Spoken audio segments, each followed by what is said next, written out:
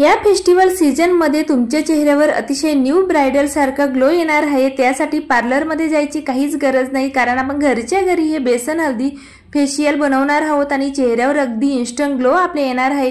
त्याचबरोबर चेहरा दुधासारखा गोरा होणार आहे, तेही अगदी 3 दिवसांमध्ये। त्यासाठी या फेस्टिवल्स मध्ये पार्लर मध्ये न जाता हे फेशियल घरच्या घरी करून बघा। तर चला हे फेशियल आपल्याला कशा पद्धतीने तयार करायचं आहे ते बघून घेऊया। त्यासाठी आपल्याला सुरुवातीला क्लिंजर तयार करायचा आहे। तर चेहऱ्याला आधी आपल्याला क्लिंजिंग करून घ्यायची आहे, जेणेकरून आपल्या चेहऱ्यावरची सगळी डेड स्किन रिमूव्ह होईल। त्यासाठी आपल्याला कच्च्या दुधाचा वापर करायचा आहे। तर साधारणतः 3 टेबलस्पून एवढं आपल्याला रॉ मिल्क घ्यायचं आहे, म्हणजे कच्चं दूध घ्यायचं आहे। कच्च्या दुधामध्ये लॅक्टिक ॲसिडचं प्रमाण भरपूर जास्त असतं, जे की आपल्या त्वचेला क्लीन करण्यासाठी ते खूप जास्त हेल्पफुल असतं। तर नेक्स्ट म्हणजे आपल्याला यामध्ये साधारणतः 1 टेबलस्पून एवढं बेसन घ्यायचं आहे आणि अतिशय लिक्विडी कन्सिस्टन्सीमध्ये आपल्याला हे क्लिंजर तयार करायचं आहे, जेणेकरून फेसवॉशच्या कन्सिस्टन्सीमध्ये ते येईल आणि आपल्याला पूर्ण चेहऱ्याला व्यवस्थित अशी डीप क्लिनिंग करता येईल। तर या ठिकाणी बघू शकता तुम्ही कशा पद्धतीने हे क्लिंजर मी तयार केलेलं आहे। तर छान असं हे आपल्याला मिक्स करून घ्यायचं आहे। तर बेसनच्या जेवढे देखील गुठळे असतील ते आपल्याला सगळ्या मॅश करून घ्यायचे किंवा मोडून घ्यायचे आहेत।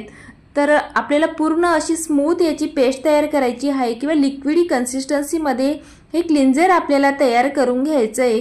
तर यामुळे आपल्या चेहऱ्यावरचे ओपन पोर्समध्ये जेवढीही घाण असते ते रिमूव्ह व्हायला खूप मदत होत असते आणि कच्च्या दुधामुळे आपल्या चेहऱ्याला नॅचरल नॅरिशमेंट मिळते। त्याचबरोबर आपल्या चेहऱ्यावरील डर्ट, इम्प्युरिटी, ऑइल सगळं रिमूव्ह व्हायला मदत होत असते। आणि यानंतर आपल्याला यामध्ये ॲड करायची आहे कस्तुरी हळद। तर कस्तुरी हळद साधारणतः मी अर्धा टेबलस्पून एवढी घेतलेली आहे। ही आपल्या चेहऱ्यावर खूपच जास्त इन्स्टंट ग्लो आणत असते। त्यासाठी आपल्याला या ठिकाणी कस्तुरी हळदचा आवर्जून वापर करायचा आहे।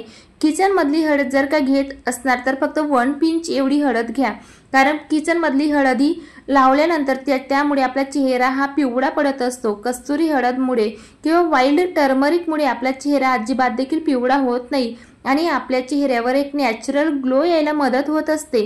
तर या ठिकाणी छान असं आपलं या ठिकाणी क्लिंजर आता तयार झालेलं आहे। आता हे चेहऱ्यावर अप्लाय कसं करायचं हे बघून घेऊया।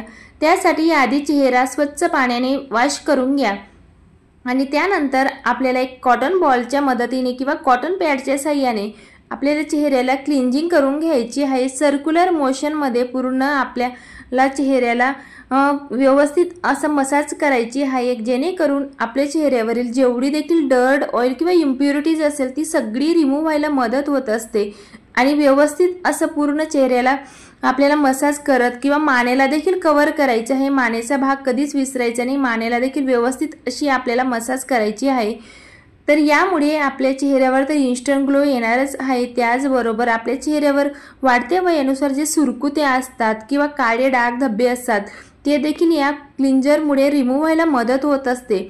आठवड्यातनं 2दा किंवा 3दा तुम्ही हे क्लिंजर नक्की चेहऱ्याला अप्लाय करा किंवा मेकअप रिमूव्ह करण्यासाठी देखील हे क्लिंजरचा तुम्ही उपयोग करू शकतात। तर यामुळे इन्स्टंट ग्लो तर येतच असतो, त्याचबरोबर चेहऱ्यावरील जेवढ्या देखील समस्या असतात ते सगळ्या रिमूव्ह होत असतात। तर चला छान अशी 2 ते 3 मिनिटांसाठी चेहऱ्यावर क्लिंजिंग झाल्यानंतर थंड पाण्याने फेस वॉश करून घेतलेला आहे आणि ग्लो तुम्ही या ठिकाणी बघू शकतात। तर आता नेक्स्ट आपल्याला या ठिकाणी स्क्रबिंग विथ फेस पॅक तयार करायचा आहे। तर आपण एकाच रेमेडीमध्ये फेस पॅक सोबतच आपलं स्क्रबिंग होऊन जाणार आहे। या हिशोबानेच आपण आता हा फेस मास्क तयार करणार आहोत। त्यासाठी आपल्याला लागणार आहे 1 ते 1.5 टेबलस्पून एवढं बेसन आणि यामध्ये आपल्याला साधारणतः पाव चमचा एवढं कस्तुरी हळद यामध्ये आपल्याला ॲड करायची आहे।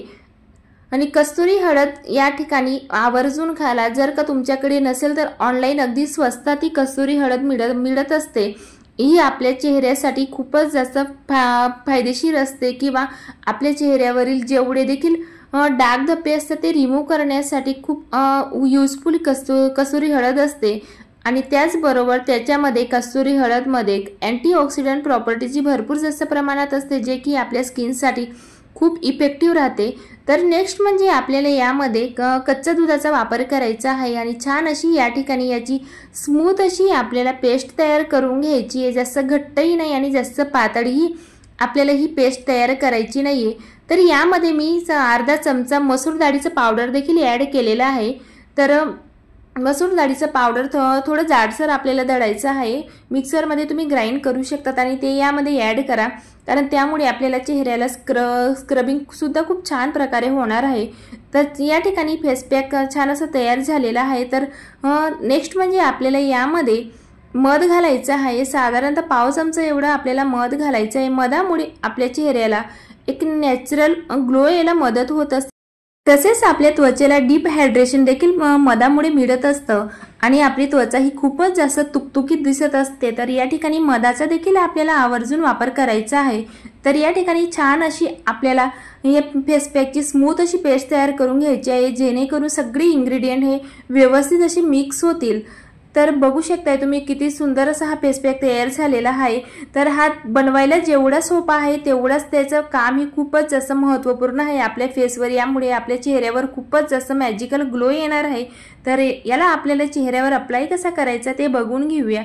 तर या ठिकाणी आपल्याला लोअर टू अप्पर डायरेक्शनमध्ये हा फेस पॅक चेहऱ्यावर अप्लाय करायचा आहे, किंवा सर्क्युलर मोशनमध्ये देखील तुम्ही फेस पॅक चेहऱ्यावर अप्लाय करू शकतात।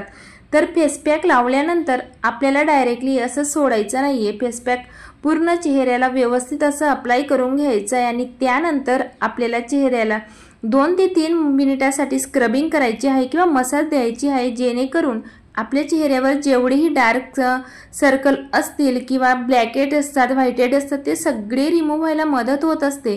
त्याचबरोबर चेहऱ्यावरची डेड स्किन यामुळे पूर्णपणे निघून जाते। जे फेशियल आपण मार्केटमध्ये किंवा पार्लरमध्ये हजारो रुपयांमध्ये करतो, 3 ते 4 हजार रुपये आपण सहजपणे खर्च करून येतो, तरीही पाहिजे तसा ग्लो आपल्या चेहऱ्यावर येत नसतो। तेच फेशियल तर आपण घरच्या घरी जर अशा पद्धतीने व्यवस्थित असं केलं किंवा अशा पद्धतीने आपण होम रेमेडीज केल्या तर आपल्या चेहऱ्यावर इन्स्टंट ग्लो देखील येतो आणि कुठल्याही प्रकारचे नुकसान आपल्या चेहऱ्यावर होत नाही, कारण आपण सगळे इन्ग्रेडियंट यामध्ये नॅचरल पद्धतीने यूज केलेले आहे। कुठल्याही प्रकारचे केमिकलचा यूज न करता आपल्या चेहऱ्यावर अतिशय नॅचरल ग्लो येत असतो। पार्लरमध्ये जेवढीही फेशियल्स आपण करतो त्याच्यामध्ये प्रत्येक फेशियल्समध्ये केमिकलचा वापर केलेला असतो। त्यामुळे आपण घरच्या घरी जर का आपण अशी त्वचेची काळजी घेतली किंवा स्किनची काळजी घेतली तर आपल्या चेहऱ्यावर देखील खूपच असं इफेक्ट त्याचा होत असतो। तर चला या ठिकाणी 2 ते 3 मिनिटासाठी चेहऱ्यावर मसाज करून घेतली आहे आणि त्यानंतर सेकंड लेअर चेहऱ्यावर फेस पॅकची अप्लाय करायची आहे आणि 15 मिनिटासाठी हा फेस पॅक तसाच ठेवायचा आहे आणि थंड पाण्याने चेहरा वॉश करून घ्या आणि त्यानंतर बघू शकताय तुम्ही ग्लो किती सुंदर आलेला आहे।